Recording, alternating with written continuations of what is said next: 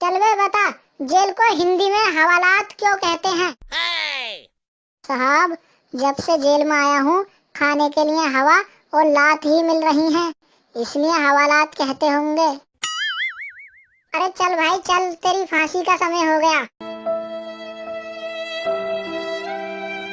पर मुझे तो फांसी 20 दिन बाद होने वाली थी।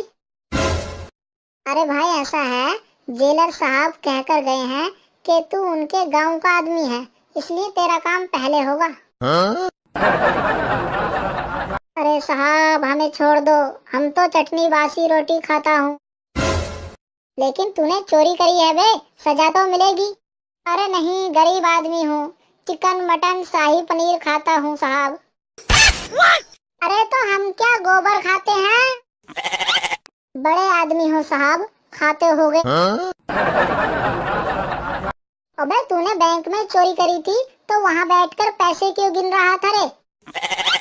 अरे साहब वहाँ पर लिखा था कि काउंटर छोड़ने से पहले पैसे गिन लें, बाद में बैंक की कोई जिम्मेदारी नहीं होगी।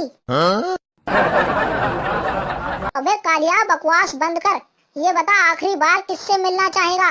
साहब हम अपनी बीवी से मिलना चाहता हूँ। माँ बाप से क्यों नहीं? अरे माँ बाप तो अगला जन्म लेते ही मिल जाएंगे, बीवी के लिए तो 25 साल इंतजार करना पड़ेगा।